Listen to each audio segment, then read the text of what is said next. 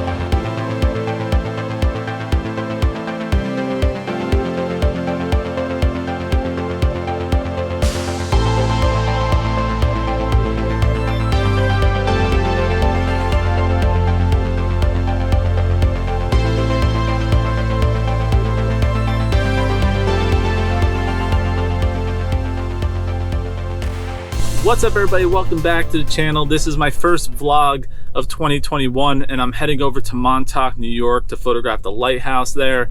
And this is going to be my first shot of the Milky Way for this year as well. So I'm really excited about that. Now I never photographed this lighthouse, but I did some research online and it definitely is brighter than other lighthouses that I photographed in Maine and North Carolina. So it's going to be a little bit challenging. I have a couple solutions in my head I think that's going to help. One is to do some underexposed shots. I'm gonna have to blend back in, so that way I get some more detail in the lighthouse and it's not all blown out from the artificial light. And it's not just the artificial light from the lighthouse itself. I think there's parking lot lights, and I think there's some other structures there that are giving off a lot of artificial light as well. Now another way I could negate some of that light is to photograph during twilight, and that's going to help give me a better balanced photo. So I think I'm going to try two different methods, and maybe I'll do a tutorial on both those methods to help you guys out if you ever go to this specific lighthouse or if you ever run into a situation where you have to deal with a lot of artificial light. I was talking to Joseph Cole this morning. He went there last night, and the reason I didn't join him is just because of how windy it was going to be. There was gusts of wind over 30 miles per hour, and he was telling me he was shaking his car when he was trying to get some sleep. But he also told me that a tour bus showed up around 3 in the morning, right when the Milky Way was starting to come out. So I'm a little nervous because I really want to do a time lapse with the new Nikon 14-24 2.8S lens. And I'm hoping that there's not a huge tour bus of people tonight as well, just because I have to deal with all that stray light. He said, he showed me a picture. They're using white light and red light and just walking through his shot. So that's something that I'm gonna have to deal with. For a still photo, it's not really a big issue. I could Photoshop them out, but for a time lapse, that's gonna suck. So hopefully that does not happen to me, but we'll see. I'm gonna try and get there before sunset, and that way I could scope out the area and just pick my composition for earlier this morning when the Milky Way starts to emerge. And I'll probably stay there till sunrise and also get some drone footage if I can. So that's the game plan, and I'll talk to you guys some more when I get there. All right, so I made it here a little bit later than I wanted to because of traffic, but the sun still hasn't set yet, which is fine. Now I could go explore and figure out where I want to shoot from. So let's go check this lighthouse out.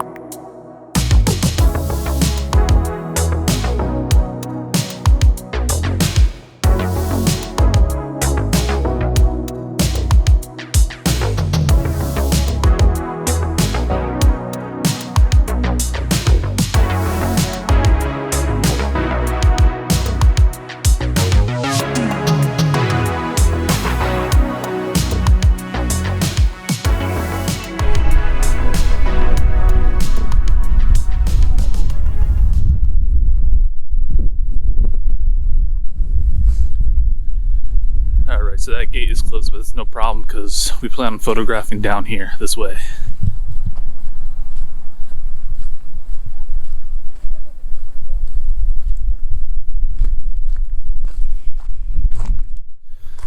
All right, so I just want to open up photo pills and start seeing the direction that the Milky Way is going to be at what specific time, so I could kind of plan this shot out.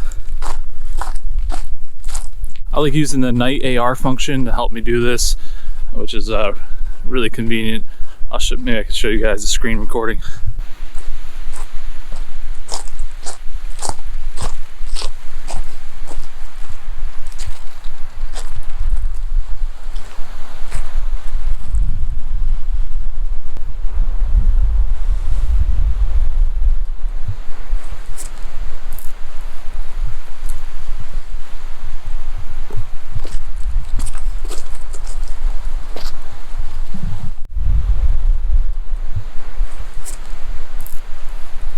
So there's an elevated spot right over here to the left, which I think I'm going to use for my time lapse and for my still image. I also might try and get a shot down here with some of the still images while my camera's taking a time lapse, depending on how many people are here, if there's tourists walking around or not. Yeah, I don't really want to abandon my camera if there's other people wandering around. But if I have the place to myself or with another photographer or two, then I might go explore down here and try and incorporate one of these rocks. But as of right now, I just want to get elevated. Probably gonna go up on that ledge. There's a photographer up there right now doing some sunset shots. So I'm actually gonna try and find a cool composition down here so I can get a nice little sunset shot as well.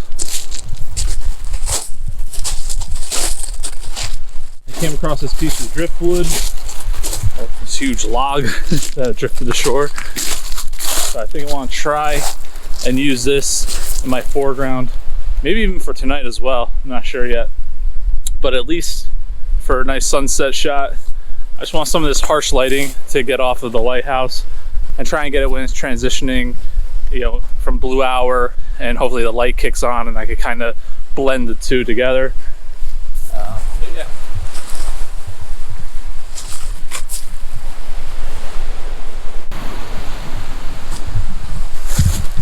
I love finding stuff like this. This is an old crab cage that washed ashore, and it's really cool to use that in your foreground when doing seascapes. So I actually might try and incorporate that sunrise and use that in my foreground. Some really neat stuff along this shoreline here.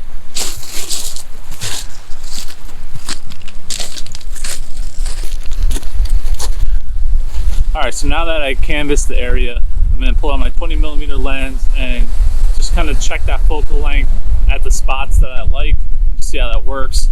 I'm not too worried about the 14 and 24 since I could adjust it to whatever I need between 14 and 24. And I'm just doing a time lapse, so that's not as big as an issue.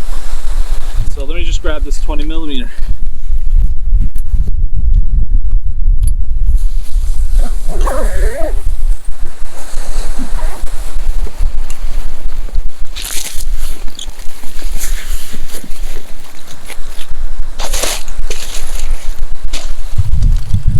All right, let's go revisit some of those spots back this way and just see how this looks.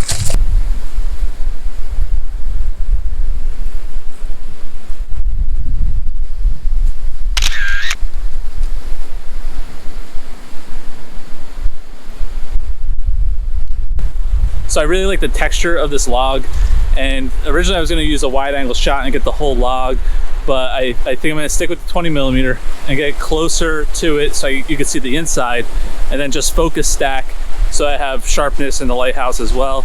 But again, I'm still waiting for that harsh light to go away. So let's just work on to the next spot and just double check to make sure that's going to work as well for tonight.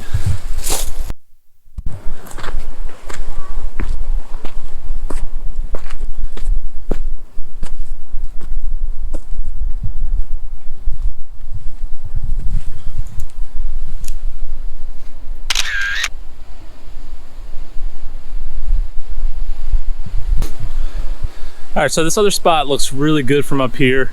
You get to see a little bit more of the lighthouse, and I might just aim it high so that way if people do come here at night, I'm not gonna get too many people in the foreground, or I could always just crop them out later. So that's the advantage of being up higher right here. There's one more composition I want to take a look at.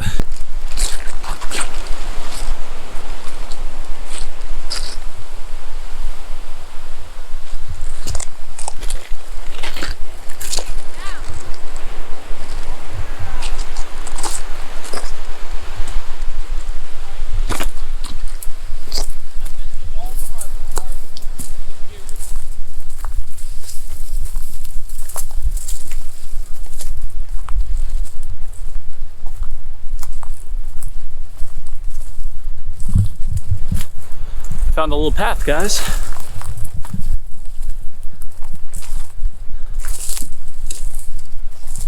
Which looks like it comes to an end.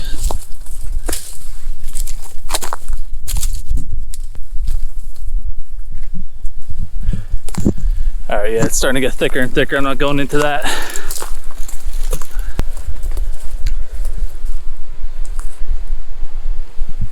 All right, so this spot's kind of cool if you just want to get the tip. Giggity giggity, giggity goo. I know that sounds funny, but yeah, if you just want to get the tip of the lighthouse, we can do that right here. It will work probably better though later on in the season, in the Milky Way season, probably in like a month or two from now. The Milky Way be more vertical over the lighthouse, so you could do some portrait orientation shots. You don't have to do it this close. You could go back a little bit more and get just a little bit more of the lighthouse into your frame. I'll do a test shot down here so you can see what I'm talking about.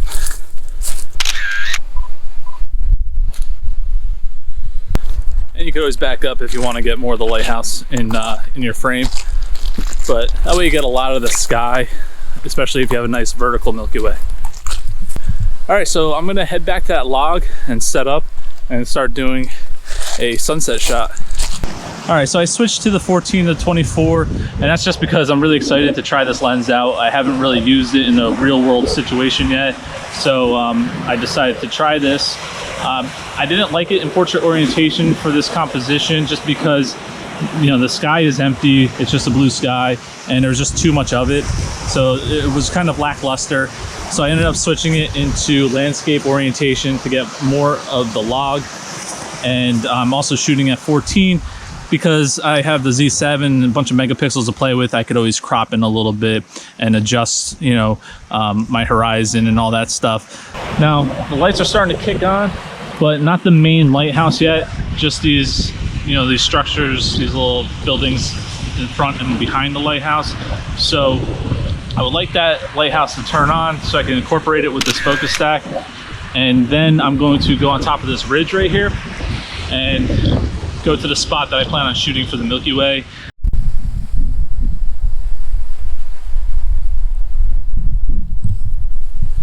All right, so you probably can't see me, but hopefully you hear me pretty good. That light is fading really quick, so I just set up my 20mm lens and I'm about to start doing some twilight shots. The light from the sunset is not hitting the lighthouse anymore, and that's what I want and waited for because I didn't want harsh light on that lighthouse. But the lighting on the structures below it are starting to get brighter, so I'm going to start shooting away during astronomical twilight, and then hopefully I can come to the same spot, get the Milky Way shot and blend it together, and then also take some additional shots as well in case it doesn't work. So yeah, I'm gonna start shooting away. It's gonna get too dark for you guys to see me, and I'll show you guys what I got.